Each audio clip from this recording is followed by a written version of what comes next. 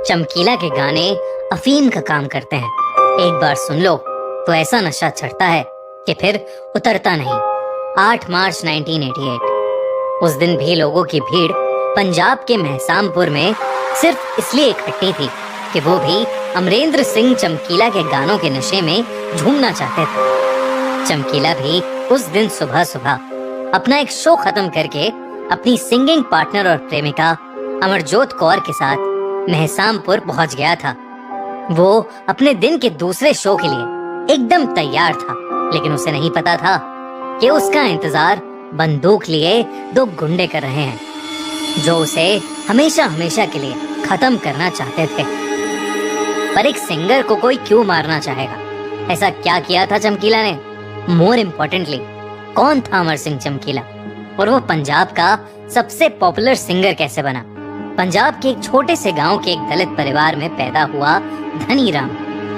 वो अपने बचपन से एक इलेक्ट्रिशियन बनना चाहता था, पर जब वो ये सपना नहीं पूरा कर पाया तो वो एक कपड़े की मिल में काम करने लगा। वहीं काम करते करते उसने शौकिया तौर पर गाने गाना शुरू कर दिया।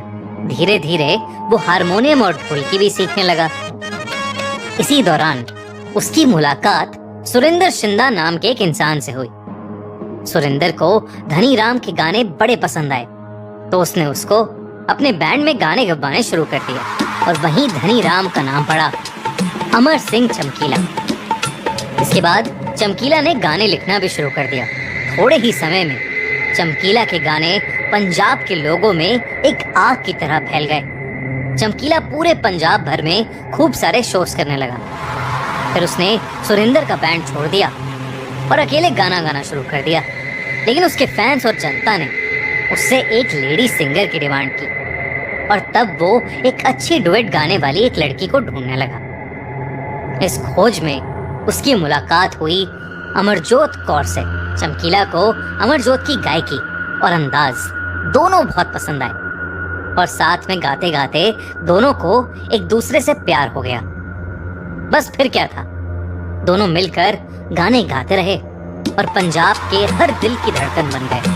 27 साल की उम्र में चमकीला इतना ज्यादा पॉपुलर हो गया था कि वो साल के 365 दिन में 365 शोज करने लगा था। चमकीला की पॉपुलैरिटी सिर्फ इंडिया तक ही नहीं, बल्कि चमकीला और अमरजोत ने मिलकर उस समय बहरान, दुबई, इंग्लैंड, कनाडा और तो और अमेरिका में भी कई हाउसफुल शोज किए थे। उस दिन भी चमकीला और अमरजोत पंजाब के महसामपुर गांव में अपने अगले शो के लिए पहुंच चुके थे। खेत किनारे गाड़ी रोककर वो खेत के रास्ते अपने ग्रुप के 3 मेंबर्स के साथ परफॉर्मेंस की जगह पर पहुंचने ही वाले थे जब एकदम से एक मोटरसाइकिल पर 2 लोग उनकी तरफ आए और उन पर AK-47 से फायर करने लगे। उन्होंने चमकीला और अमरजोत के शरीर को गोलियों से छलनी कर दिया। पंजाब के उस समय के सबसे शानदार म्यूजिशियन का दिन दहाड़े मर्डर हो गया था। अगले दिन चमकीला की मौत की खबर पूरे पंजाब में फैल गई। लेकिन अजीब बात तो ये थी कि ना ही चमकीला के परिवार ने, ना ही महसामपुर के गांव वालों ने और ना ही जो लोग उसे हॉस्पिटल लेकर गए थे, किसी ने भी कोई रिपोर्ट लिखवाई। पर चमकीला के कई फैंस को ये मंजूर नहीं था और उनमें से कुछ ने हिम्मत की और चमकीला और अमरजोत के अगेंस्ट हुए अटैक की रिपोर्ट लिखवाई।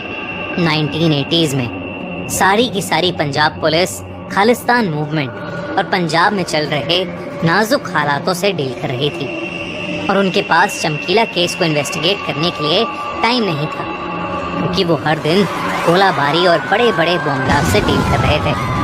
लेकिन चमकीला के फैंस का प्रेशर इतना ज्यादा हो गया था कि पुलिस को इस केस को प्रायोरिटी देनी पड़ी और उन्होंने अपनी इन्वेस्टिगेशन शुरू कर दी। पहली सबसे अजीब बात जो पुलिस ने नोटिस की वो ये थी कि चमकीला और अमरजोत के परिवार में किसी ने भी उनके मर्डर की रिपोर्ट नहीं लिखवाई। तो पुलिस ने सबसे पहले परिवार की ही जांच पड़ताल शुरू कर दी। इस इन्वेस्टिगेशन के बाद पुलिस के सामने कुछ ऐसे फैक्ट्स आए जिसने चमकीला और अमरजोत के परिवार वालों को शक के घेरे में डाल दिया। चमकीला पहले से शादीशुदा था, लेकिन अमरजोत के साथ गाते गाते उन दोनों को एक दूसरे से प्यार हो गया और अलग जाति के होने के बावजूद दोनों ने शादी कर ली। पर उन दोनों के परिवार वालों को ये रिश्ता मंजूर नहीं था वो हमेशा से चमकीला और अमरजोत के रिश्ते के खिलाफ थे। इसकी वजह से पुलिस को लगा कि उनका मर्डर शायद एक ऑनर किलिंग का केस था, जहां परिवार वालों ने ही उन दोनों का मर्डर करवा दिया। उन्होंने दोनों के परिवार को इन्वेस्टिगेट किया, लेकिन उन्हें इस थ्योरी को प्रूफ करने के लिए कोई भी ठोस सबूत नहीं मिला। पुलिस के पास इस केस से रिलेटेड एक दूसरी थ्योरी भी थी, और ये थ्योरी चमकीला के फैंस की तरफ से भी आई थी। दरअसल उस टाइम चमकीला की पॉपुलैरिटी की वजह से बाकी सिंगर्स की डिमांड खत्म होती जा रही थी।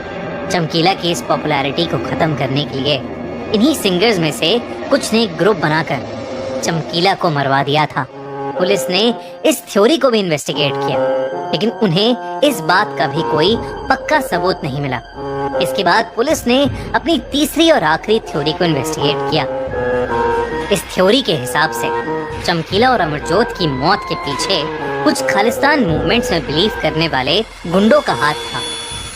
चमकीला और अमरजोत के गानों की फेमस होने की वजह सिर्फ उनकी गायकी और अच्छा म्यूजिक ही नहीं, बल्कि उन गानों के लिरिक्स यानी बोल भी थे। चमकीला अपने गानों में वही बोलता था जो अपने आसपास देखता था। उस टाइम पंजाब बहुत सारी प्रॉब्लम से जूझ रहा था। ड्रग्स, पॉलिटिकल कॉन्फ्लिक्ट्स, शादियों के बाद अफेयर्स, गुंडागर्दी, ये सब पंजाब में आम बात बन गई थी, और चमकीला इन्हीं चीजों के ऊपर अपने गानों के जरिए बात करता था। जहां कुछ लोग चमकीला को सच बताने के लिए वाहवाही दे रहे थे, वहीं कई लोगों को ऐसा लग रहा था कि चमकीला के ऐसे गाने बनाने की वजह से पंजाब बदनाम हो रहा है, और साथ ही साथ पंजाब का युवा भटक भी रहा है।